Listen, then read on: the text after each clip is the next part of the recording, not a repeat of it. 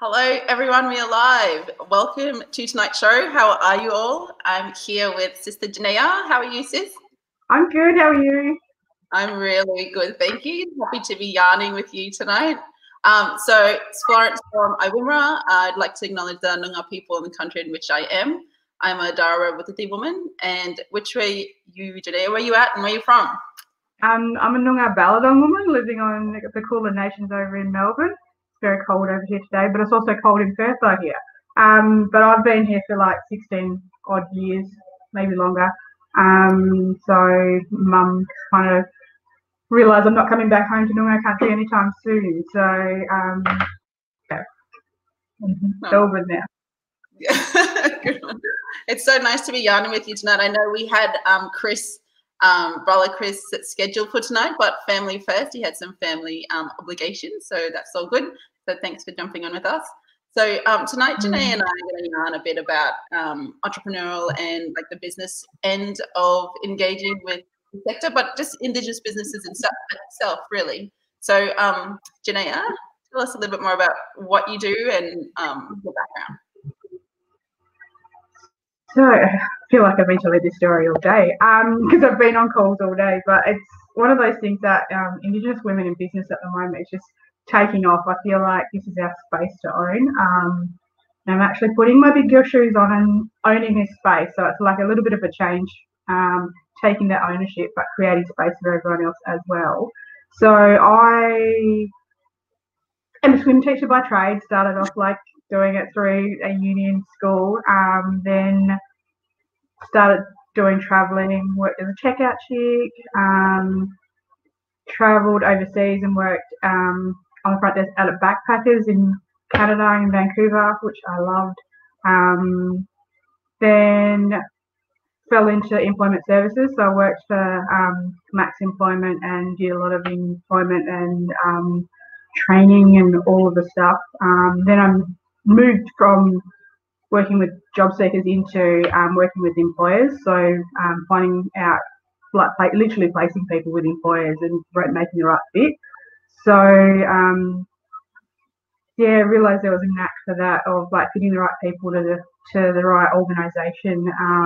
So I think that's where my connection love developed. So I'm a natural connector of people and organisations. So that's the space I love to play in at the moment.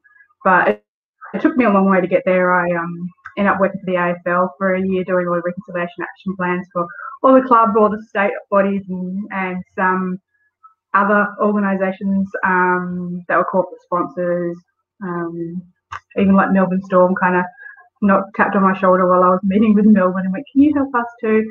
So I do that as like a little fun side project now, working for an Indigenous telecommunication company, and then lastly, before I started my own business, working with Isaac at Bundle Energy, which is an Indigenous solar energy company. I think that's where I met you for the first time. So it's kind of been a roundabout road to get here, but still had that love for connecting people and introducing people to different opportunities that they wouldn't normally get and wouldn't normally get in front of the right people. So registered my business as a little side project, thinking it was going to be something just to entertain me, and it kind of blew up, and I had 4 or 5 contracts before coming back from Canada for the World Indigenous Business conference that I went over there for. And so from then on, I've kind of been working fully by myself for Blackbone Sisterhood. So so kind of come a long way since October last year. Yeah, wow. Congratulations on all your success. And I know, just being around you is such a connector. You truly are. I really enjoy being in your company and just hearing of all these wonderful things that you do. Like, it is so bizarre. And I was like, wow, you know that person? And you just know everyone. So if everyone needs to get connected to anyone, reach out to Jaynaya. She can definitely help you. But in terms of your, I suppose, your connection to mining, because we are talking about mining here. So you do have family that are in the sector as well, and I guess we'll kind of tackle back to see how can businesses really engage with the sector as well. Yeah, so being from WA, like mining and resources has kind of been like normal for me. It's just like everyone goes into the mining industry at one point in time. My dad's side of the family are in Boddington, so they predominantly are the traditional owners for the Newmont mine, I think it's down there. So I kind of get accosted to go back and work down there every now and again. But I've got so many cousins that fly in, fly out. That I feel like I'm always seeing people in their work gear on their way to planes. And I had one cousin send me a message the other day. He was on his flight back to site, and our cousin was the flight attendant on the flight for him. So I'm like going, say hello, and like he's like, she's at the other end. So that's just deadly to see too. Like we're everywhere at the moment with Indigenous people. We have opportunities with like doctors, nurses, pilots, crew on the ground, and I think that's the exciting space, is that now we're starting to sell products back to the mining industry, whether it be cultural awareness, whether it be PPE gear. I think the other day someone was doing all of the coronavirus hand sanitizer stuff at all the checkpoints. So there's like also those things, you're seeing different facets of Indigenous businesses developing within the mining and resource sector, and it's giving opportunities to people that might not have normally had opportunities. Yeah, definitely. And so like being external to the mining industry, but knowing that your family's been in there and, you know, you see them all the time, do you, what's your impression of it, or what's your kind of, what's your impression of your family? Like, you know, are you happy that they're in the industry, or what's your comments towards that? Yeah, it's just like normal. Like if people are going to work every day, like it's just different that my cousins are going away for 2 weeks on, 2 weeks off. I've got an uncle that flies to Melbourne, so he's with one of the sites, so he flies back to Perth and then jumps on a flight back to Melbourne for his week off, and then he's back over there again. So it's just the norm for me. It's like we're always traveling. We're all in different industries. And I'm look at the cousins that are working in the sector, and they're not just paying for themselves, they're paying for the family as well. So they're buying houses with the money they're making. They're being role models within our communities for those different people too. So it's not like they're just doing the money just to spend it on weekends. The majority of them come home and sleep for a day and then kind of get on stuff. But I'm loving at the moment. One of my cousins has 2 little boys, so every time he comes back, he kind of does school drop-offs, and they know he's cycling now, so they get excited to see him. And but looking at all the different opportunities that people in the mining and resources industry are having at the moment. So like one of my friends was a dump truck driver, and he's kind of written a child's book, because like that was his spare time when he was driving, waiting for the truck to fill up. And I've got cousins that are travelling more because now they've got money to do that, or they're buying their own houses, they're buying their own cars. It's that financial stability that probably wouldn't have existed if they didn't have those opportunities in mining resources. Yeah, agreed. And then also we have to firstly touch back to your cousin that's writing the books, because we want to know more about that, because that's so exciting. Just to see what his inspiration is and what he's writing about. So we'll have to link up with him. But we've got Nicole Brown online there. Hello, sister Nicole. Hi. That's good. So she got a few comments there for us. So hello, you two deadly ladies. Hello, Nicole in Northern Territory. Just recently featured on the drums. So she's just amazing. So many amazing Indigenous women all across our sectors. So I definitely agree with that. So she's put a link here as well to the Indigenous Affairs, Indigenous procurement policy. So that is up your alley. So let's have a yarn about that. What is that to you, and what does that mean for Indigenous businesses engaging in the sector and in general? Yeah, and I believe Nicole's on the drum again, coming up soon. She was saying, she's loving the TV screen at the moment now, Nicole. Indigenous procurement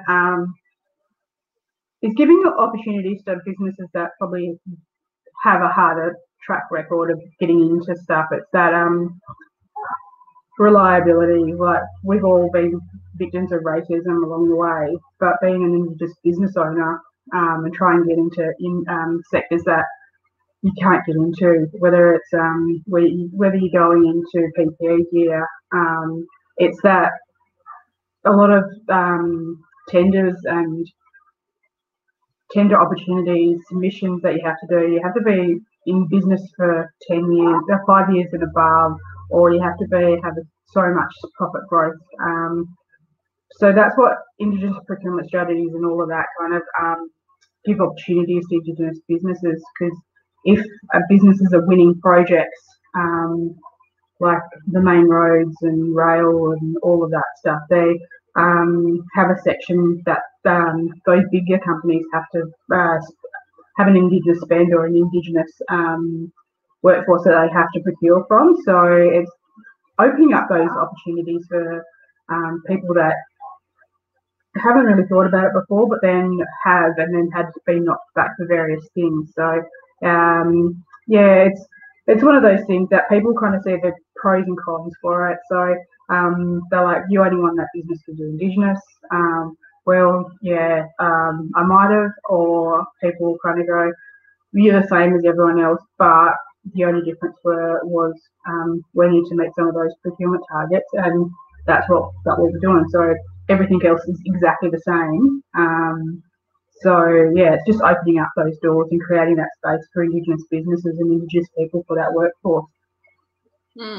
Yeah, and I agree. There's so many things that come from that as well, pros and cons, because there can be the comments around, oh yeah, you're just taking or engaging with that business because they're Indigenous, or you're only employing that person just because they're Indigenous. But it does, like you said, open up opportunities to actually participate for Indigenous businesses and people to participate. So, and it is important for business compliance and, for their businesses as well to win those tenders. So, yeah. So just a couple more comments here as well. Yeah, so definitely. So just referring to that Indigenous procurement policy as well. Good for our mob to be with businesses to help them with pre-qualifications for projects, and it'll be a good opportunity to help grow the capabilities of existing businesses as well. So, because there's a lot of people that I know as well that have moved from being an operator, being someone that's in the mining sector out to be an Indigenous business as well. So, do you engage a lot with them, or do you know of any people down your way that's been in that situation?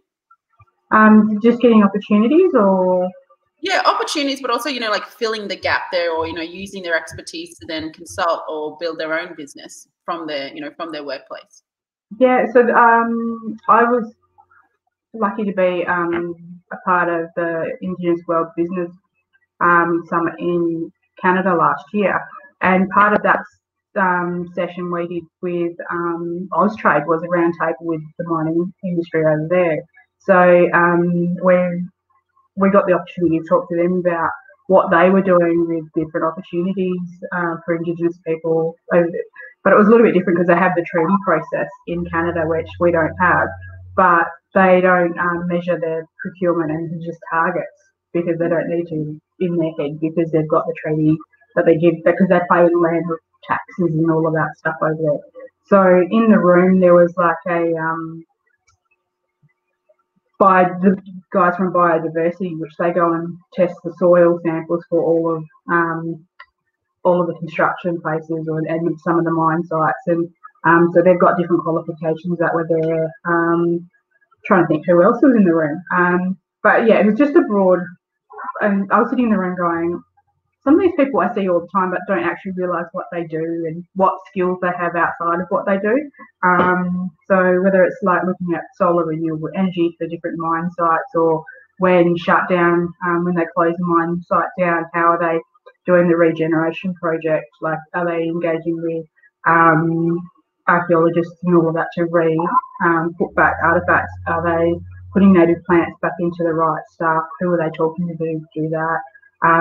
So there is a lot of opportunities because there's so much Indigenous people going into different areas now. So I think that's kind of helps with that process too, because like mining and resources, it's steady ongoing employment. We look, even with this pandemic that we're in, a lot of the people are still flying in, fly out. It's just a different way of doing it, and still working. So, I think that's why a lot of people in WA are still in the mining industry, because it's a steady employment opportunity for people. But now we're moving into that goods and services and giving back to selling products to mining sector, not just working and getting a wage. Yeah, it's so right. And so many things that you've said there, especially for me, my interest is around rehabilitation and medicinal plants and giving back there and engaging in that space. I think that's so fruitful as well. And it really demonstrates that reconnection back to country. But so now talking about servicing the industry, because that's your space that you do talk about. Tell me about that. So being an entrepreneur, being in that space, how has it been for you, and how competitive, and what does that environment look like now? I think it's an amazing space. So when I was working in employment services, there wasn't really a lot of Indigenous employers out there looking for staff. It was businesses had an Indigenous person that worked on staff, and that they were in charge of looking for Indigenous employees, but they weren't actually the ones running the companies. And now when you look around, you go to Supply Nation trade shows or Kinaway function, there's so many Indigenous businesses out there. And Kinaway is just the Victorian Aboriginal Chamber of Commerce. It's like all across the country. But from that aspect, like, there's a room full of Indigenous employers out there that are owning businesses, and they're not just the same businesses either. They're like, you walk around and there's people doing catering, you walk around and there's people doing employment services, PPE gear, health and wellbeing, photography, art products. So there's a whole list of different things. And like, even when we went to Latin America, we put the call out to have Indigenous women kind of help us with taking art and craft stuff over to Latin America and the United Nations. And I had 17 Indigenous female businesses send me products to take over. And we still got them because I haven't managed to send them back yet, probably separation anxiety. But like, I got excited for every package that I opened, because like, not only were they deadly and they looked amazing, there was so much different stuff. Like, you weren't just getting like earrings, because I'm into earrings, or shirts, like this one. What have you got? This is Kakadu Tiny Tots from Chrissy. So it's organic goat's milk soap. I think Shannon Shaw made these. So full deadly boomerangs with artwork on it, and she's got other different art stuff. We managed to sell the Jarran Street yoga mat for sister, but then there's a towel that it was left over in the package as well. Like Clothing the Gap, these ones have like a sweat towel. I got this in the mail the other day, so it was. And then, so there's like so much amazing stuff. It's not just one product anymore. I was talking to K-Ray Design, so Kimberly from K-Ray Designs the other day, and anyone in Brisbane, make sure you check out the bridge up there, because she's put her artwork, so these are her stickers that she's designed, and that's all on a bridge in Brisbane. So, and she's having deadly people post photos with there. So it's like different opportunities like that too. So like, you look at graphic designers and they're all doing artwork for reconciliation action plans or websites and all these opportunities, but then to see it actually on a physical bridge in Brisbane and people taking photos of it, because they just love seeing the different diversity that's out there. So it's those opportunities that I'm getting excited about. So people just kind of coming into their own space. And show us that shirt again, because I didn't quite see it. Yeah. The early fashion one. I don't have any earrings on tonight. Oh. Well, we have a story, but Christina's not here to verify, so we don't know yet. Okay, so Indigenous engaging in the sector, like, that's a really exciting space. So I really love Bush Majida. What do you think about them, and what's your history with them? Got lip balm from Bush Medina. They've got so many amazing products. Like, I don't know, like if people have seen how big Group Island is, but for them to have so many amazing products that it's coming out of there. One of the girls from there actually came to Canada and got up for. So what they did is, for one of the entrepreneurial sessions they did, like they had to get up and do a minute pitch to the room. So you can probably see that online on one of the websites. I think IBA might have posted it or something. So they had to get up for 1 minute and talk about their product really fast and go off. And she got up and talked about their business and what they were doing, and just to being on like a platform like that and giving opportunities to people. Like Indigenous people predominantly don't travel overseas because they're always looking after country. So seeing other people all over the world and doing amazing things, just like going, yeah, how do we create more opportunities like this for people? Yeah, I love it. And so I love them so much because they're up in Northern Territory.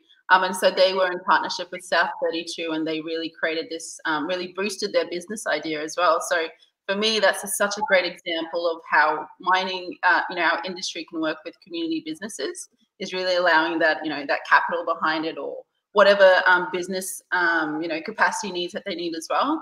I think that's really good. So we've got a couple of comments there as well. So yes, also what's up here in Darwin, I think there needs to be more drive across Australia for capacity building for Indigenous business and accountability for engagement. And yes, for rehabilitation as well. We can use Indigenous ranges. So that's definitely a really nice connection there. KJ, hello, KJ, how are you? Love to Luca. And can you post the link for these products as well? So maybe you can chuck some links up later on. Yeah, definitely will. Yeah, and shout out to Tegan Calishaw for the Deadly t-shirt. Yes. So that is good. So our trip to Latin America as well. So I know you engage a lot here in the corporate space down in Melbourne with Indigenous engagement, but what was it like for you over in Latin America with engaging with Indigenous people there, but also what the interests are in Indigenous businesses here? Yeah, I think it was an amazing platform for not only like the products that we took over, but the different opportunities we had. So just talking to like the ambassador for Chile and having a conversation with him about his love of linguistics and being able to talk Noongar language as well. So he just found it amazing. And like just seeing different people's different passions when you're having conversation with them. So to like when we went to the United Nations in Chile, like bringing out that map of the different language groups and them getting excited for those opportunities and going, we should make for our areas that we're going to, and the different things that they're doing to engage with Indigenous entrepreneurs. So they were doing it with the BHP Foundation and United, what are they called? UNESCO. So giving the opportunities for female entrepreneurs in Chile and predominantly in the Indigenous regions that they were doing, because those are the most remote regions within Latin America. So for them to actually look at the products we were taking over and going, some of our women can be doing this, and giving them a sense of empowerment, going, yeah, we can go back to them and say, look, this is what these women were talking about, and this is what they showed us, and even giving away my own little book. So I took Dark Emu to read on the trip and ended up giving it away to one of the ambassadors along the way, because it was one of those things that I always gift things from the heart. So when people talk about having a passion for those different things, you automatically just give stuff. And I saw last week one of the land councils actually posted a photo calling it the boomerang effect of like whatever you give out there, you're going to get it tenfold. And Christina was their testament to that, because we walked into to one of the events and the lady from the Amazon was giving us like cured meat products that she had in her bag, like a proper auntie.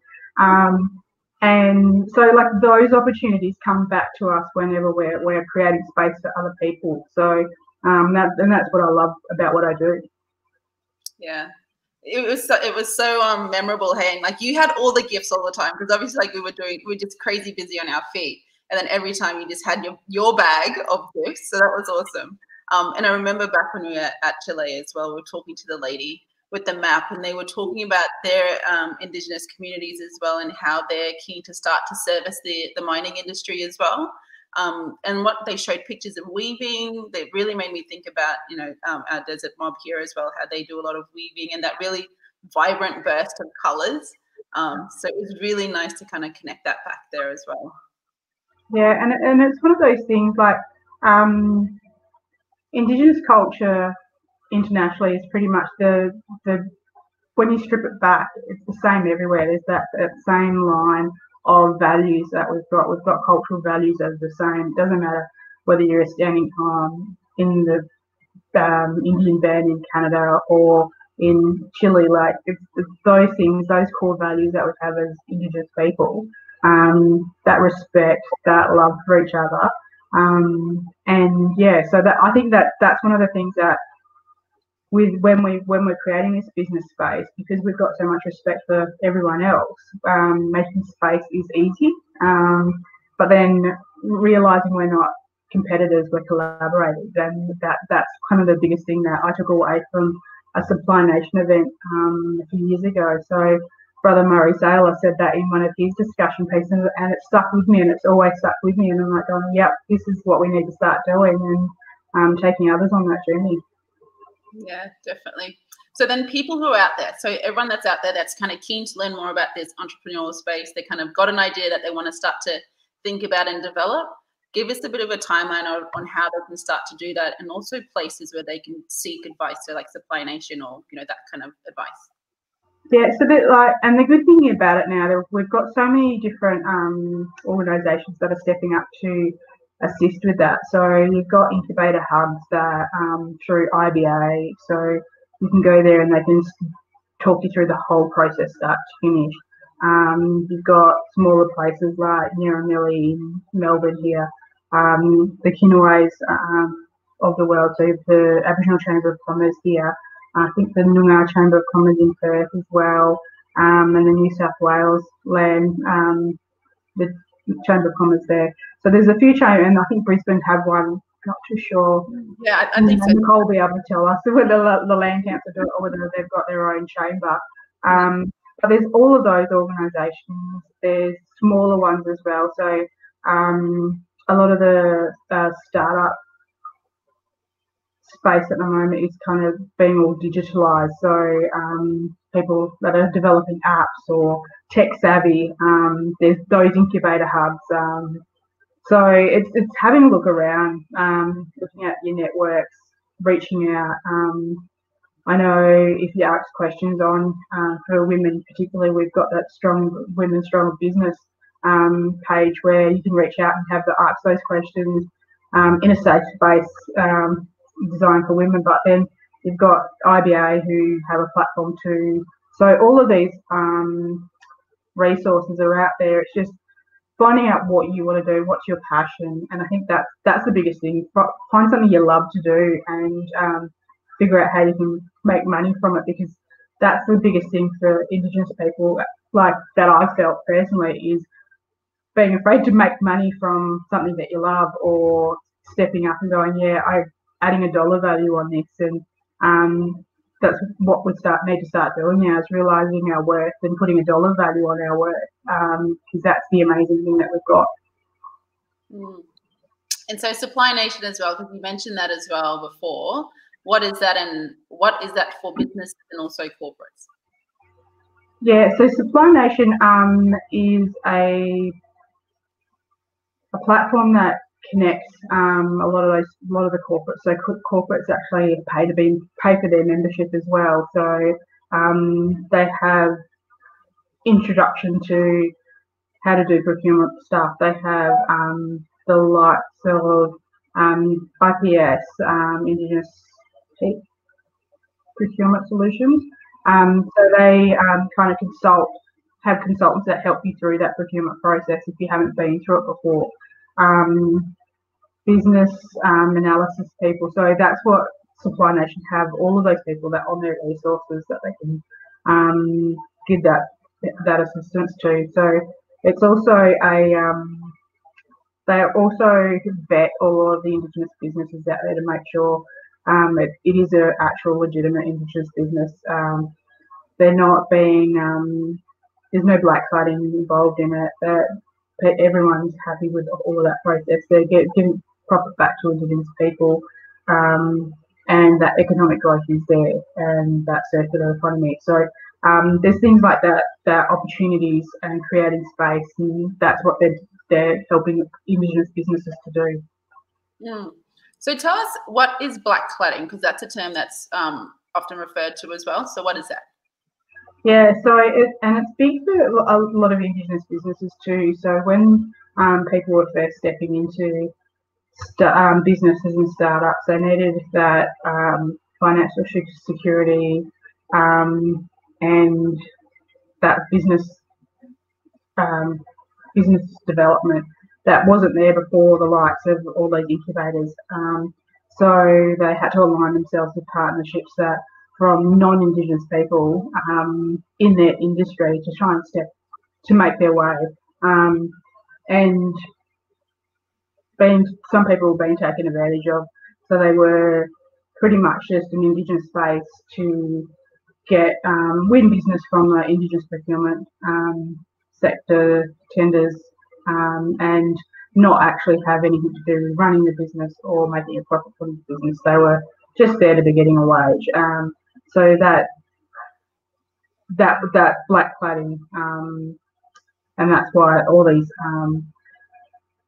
Chamber of Commerce and Supply Nation and all of these guys have stepped up and kind of filtering that through now and monitoring, making sure that that's not happening. People aren't getting taken advantage of just because they're Indigenous and they haven't been in the business sector before. Yeah, because like you said previously, when there weren't these these businesses that could help them vet or really help to I guess what would you say, regulate the system. That was a huge thing, I think, for us. And because I know, like, in the sector itself, we have a lot of joint ventures as well.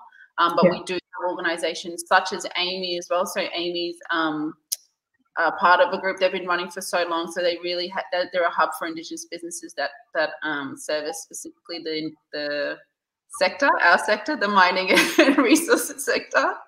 So they're a good place as well to go to if you need to know of any more Indigenous businesses that specifically service the sector, but also support that as well. So that is that. What is the time? 6:30. Okay, cool. Half an hour to go. So what else can we chat about? So we talked earlier about your family that's in the industry, and we talked about you being an entrepreneur and being here as well, and living away from home, because you've been living away from home for ages, for so many years. How have you dealt with being away from home for so long?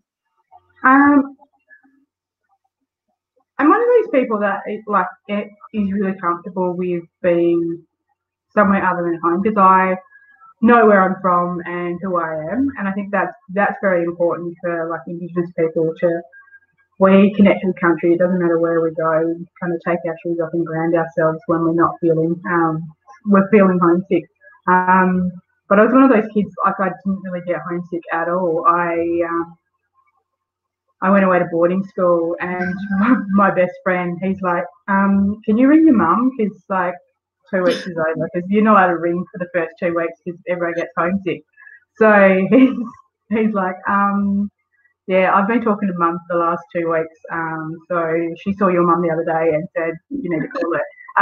So from then, going away to boarding school, traveling, but being able to go home, because I'm knowing it's always there. It's your steady place. And I think in this modern era, especially with COVID now, what we're doing is everyone's being connected, and we're doing FaceTime conversations with people as opposed to phone calls, just to see each other.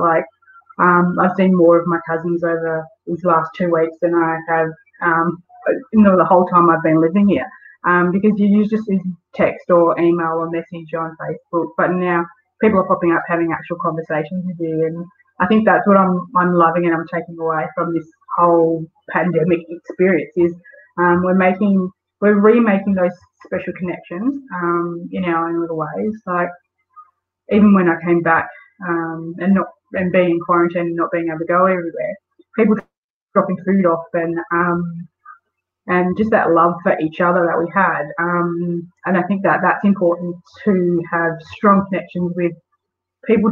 It doesn't matter where you are, like as long as you've got core friends and your village, that's going to be the biggest thing. So how do you, connecting back to culture then, because a lot of people in our sector live away from home. I know especially like with a lot of TA mob here over in WA. How do you stay connected to your culture here? Yeah, well, so mum was a language teacher, so we always learnt Noongar growing up. Didn't speak it that much, but now finding a real love of it and sharing it. So you can say that like the basic things, or basic things, and you forget that you know those things. And I kind of laughed. I had a conversation with someone, it might have been last year, and I mixed like 3 or 4 different language groups up because they had different parts of it. So I'm like going, no, that didn't make sense at all. But it did in my head because, so I think as long as you're doing something that you know is good for your soul, like I've been painting a lot lately, so different things like that to reground myself, to stay connected, to have conversations with people that mean something, to share stories. So that was one of the biggest things. I know people got excited when I was talking about overseas, and they're like, "Oh, this thing." I'm like, "Yeah." It's one of those things that it doesn't matter where you are, as long as you can kind of slip in and out of different discussions. Like I can go from sitting around the fire with mob at home and having like a yarn and using proper broken English, and all sitting in the boardroom with flash like millionaires having those kind of conversations. So being able to slip in and out of having those different hats, I think it's helped me transition into the sector that I'm in now. So having a business, but then also developing that leadership role in helping other people along that journey. Like I'm a member of an organisation called SheEO, which is Indigenous women empowering other women. So they're all like leaders in the industries. They're female business owners, female executives. So I'm excited because there's so many different people popping up in that sector all the time, and it is one of those things that it's like a community, and like when all of COVID came in, where we had our face-to-face Zoom meetings, and it was, how do we help each other?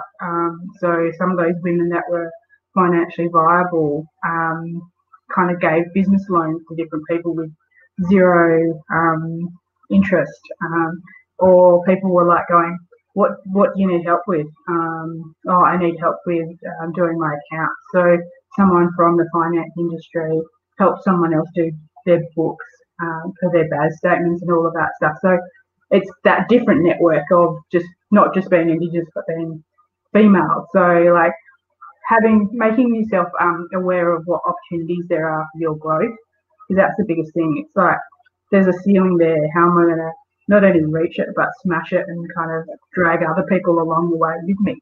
Because that's what it's all about. It's like if you're not taking people on that journey with you, what's the point of doing it?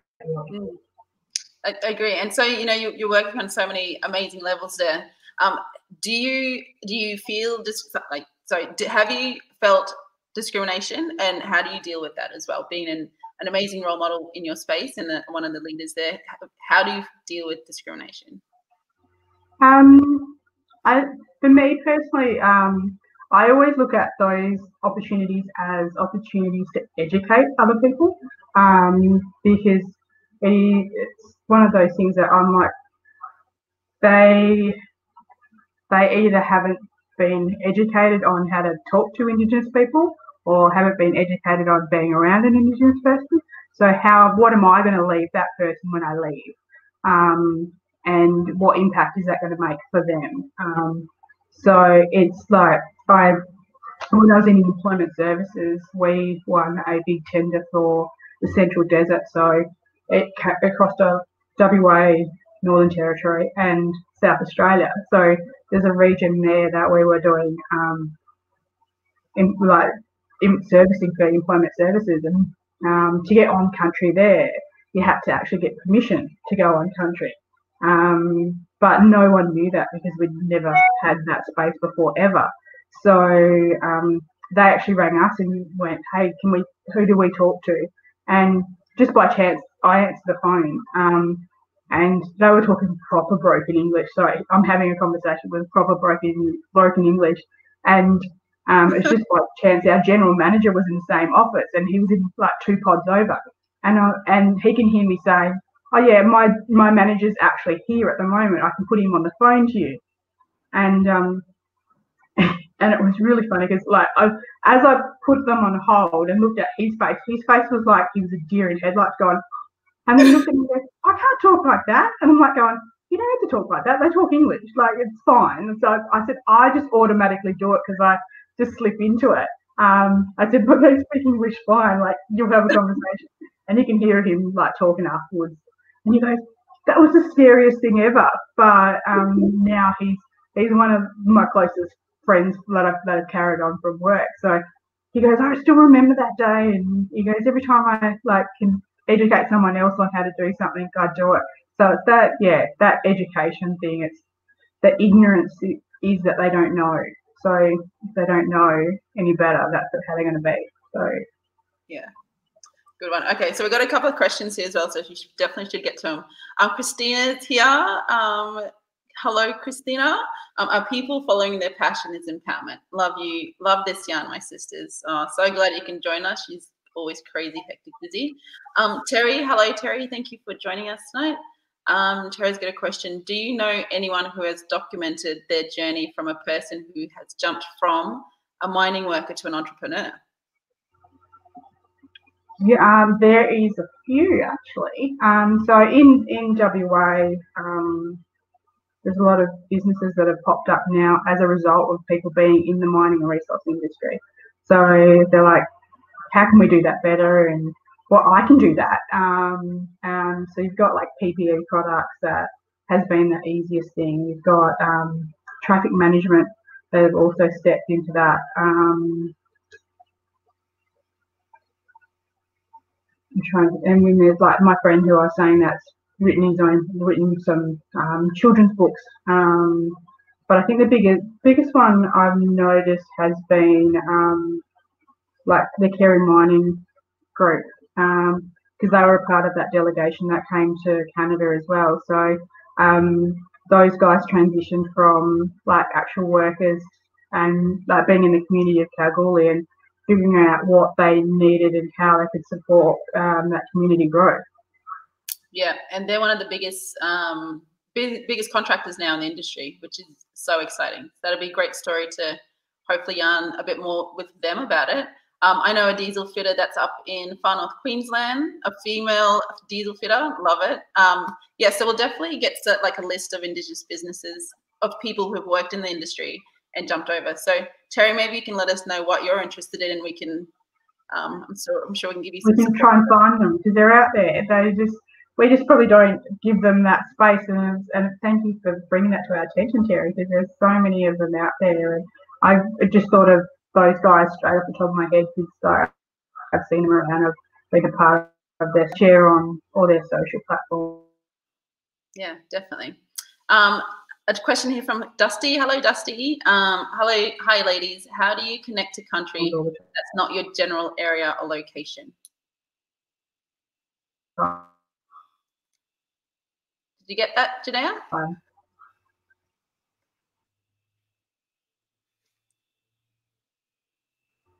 Okay, so Janaya's just a little bit frozen there. So we'll see how we go with her coming back online.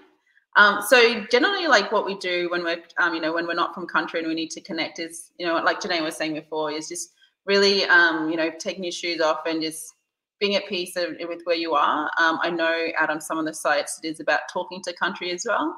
So really, having that kind of space where you're talking to country, introducing yourself where you are or who you are and where you're from, and like the purpose that you're here, and then asking for safe passage. And that's usually how you connect with the country. My question must have been too good.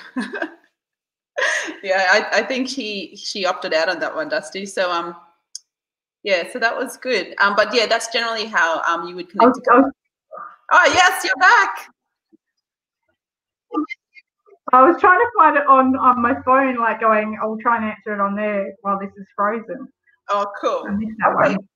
What's your answer to that one? Oh, I missed the question. Ah, cool.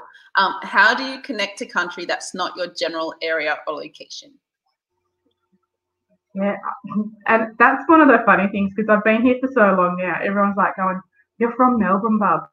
Like, but it is like there's those same values as I was saying, like whether it be smoking ceremonies, that's international, like different versions of that. So we're in a restaurant in Canada, which is the only First Nation restaurant in Vancouver, and they were smoking the windows while we're there and doing like their whole ceremony thing.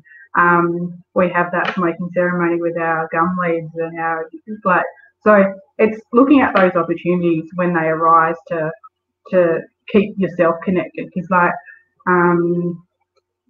yeah, it's one of those big things. Like, I take my shoes off and get my feet dirty and ground myself. I was fortunate enough to sit next to Uncle Tony from Larrakia Nations, and he does the Dreamtime meditation healing. So, and for those who do know me really well, I don't actually sit still for very long. And he did actually stand there and went, "Girl, you need to sit down." I'm like, "Okay, Uncle." So I sat down, and he goes, "Now do this with me." And like, he went through a meditation state with me, and he goes, "You need to do this to ground yourself every now and again." So, and it was in the middle of Melbourne, concrete jungle, but like, it was amazing. The different levels. He's like going, "Okay, now do this one." I'm like going, "Okay, thanks." But it was like my presence.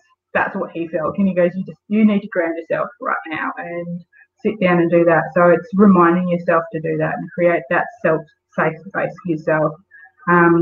And we automatically do it as Indigenous people anyway. When we do introduce ourselves, we introduce who we are and where we're from, and thank people from that country of where we are.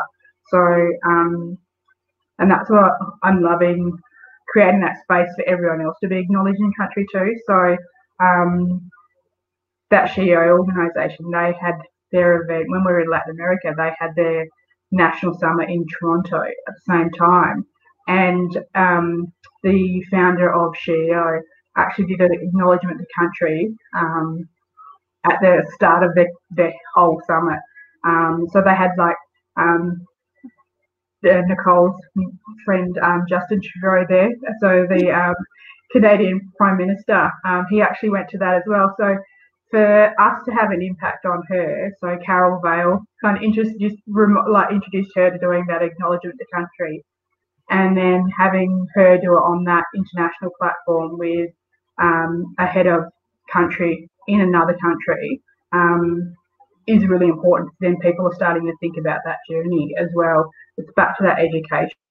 Like, if they've never seen an acknowledgement to country or a welcome to country, they won't know what it is or why it's important. Yeah, I agree. And we're doing so much of that now in the industry as well, where you see, when we do have official events, you have that acknowledgement of country, or where you have, wrap agreements that are, just new to the to a company as well. You'll have a celebration and an acknowledgement there as well, which is really good. So yeah, some questions as well. God, got 10 minutes, Jaynaya. Oh my God. Sorry. Yeah, thank you. Oh yeah, so Christina shouting out there to Timor is in the house. Congratulations on a recent engagement. Congratulations. Narelle's on. Thank you, Narelle, for joining. She was on with us last Wednesday. She's from the construction space.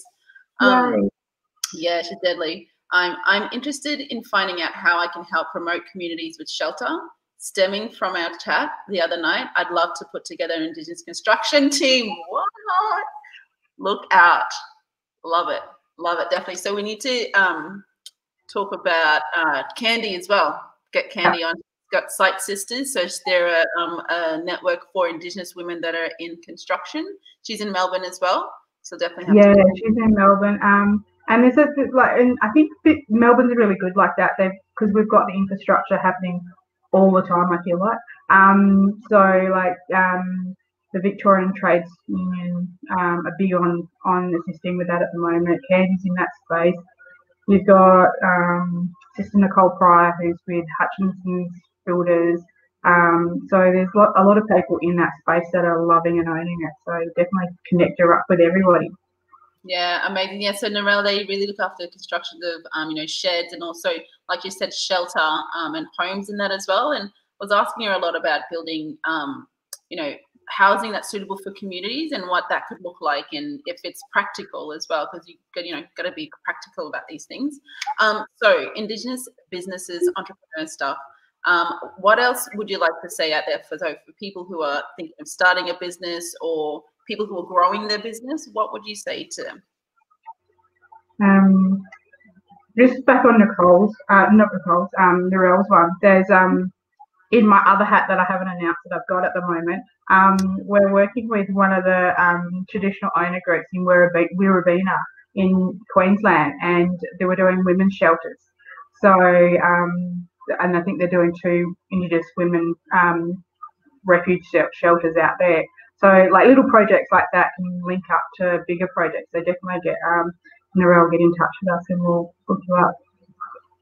But yeah, just for anyone out there that's wanting to have a go at something, find someone on LinkedIn or social media that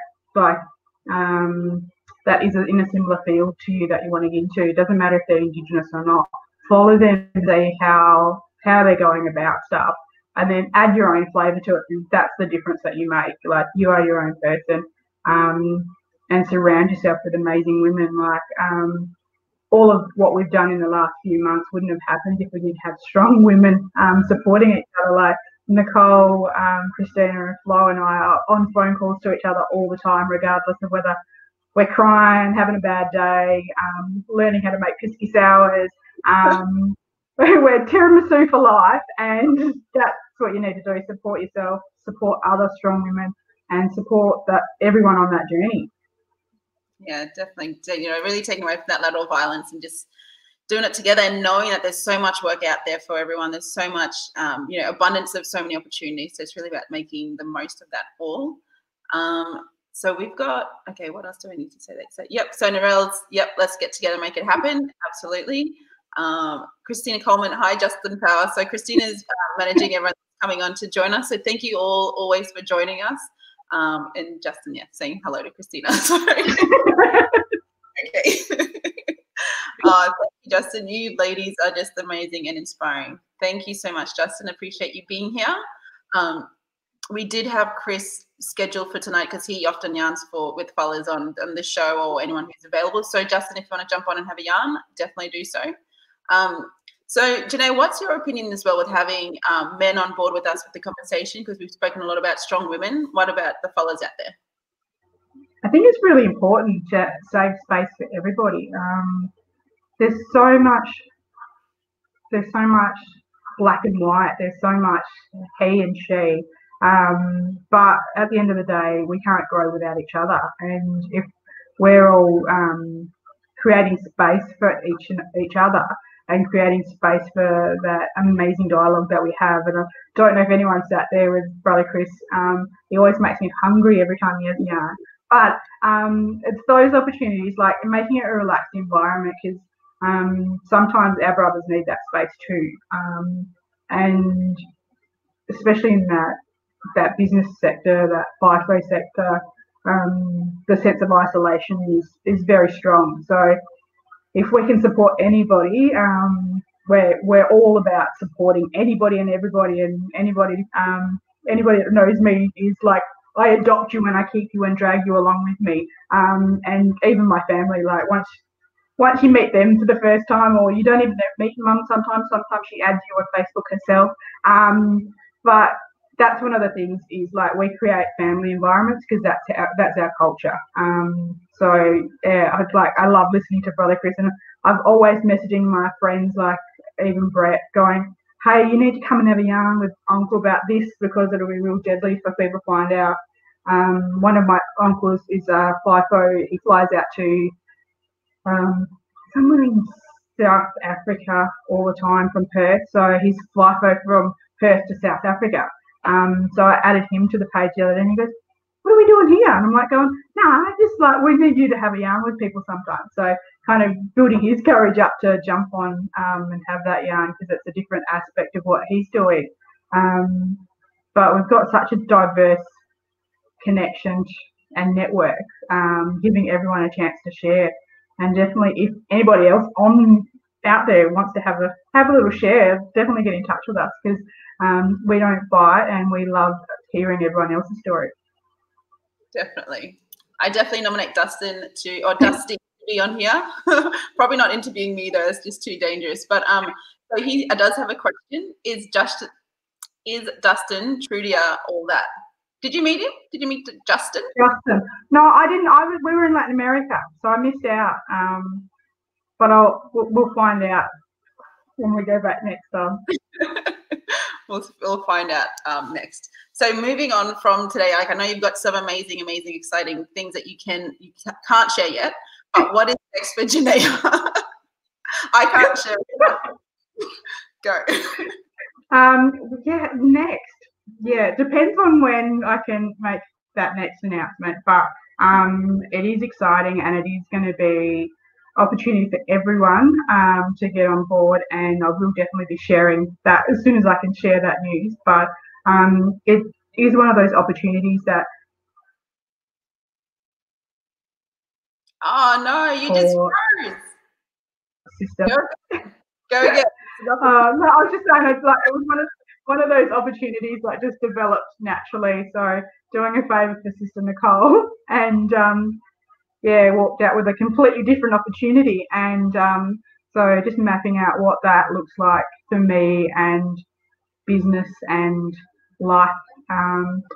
So it's going to be crazy, it's going to be hectic, and I will definitely be sharing that journey with everybody. So yeah, but it's just to get through this week really, because I feel like everyone is either returning mentally to work this week. So I'm getting a lot more emails, a lot more people having like meetings, sending stuff out, because it's been sporadic and it's only been a certain amount of people sending regular stuff out. But now I feel like everyone's like, yeah, I'm ready to get back into work now. So I think that's what I'm loving about the change of environment or mental environment out there, because that's really important too. Mentally being there for each other and mentally being supported in being isolated. So staying connected while being separated.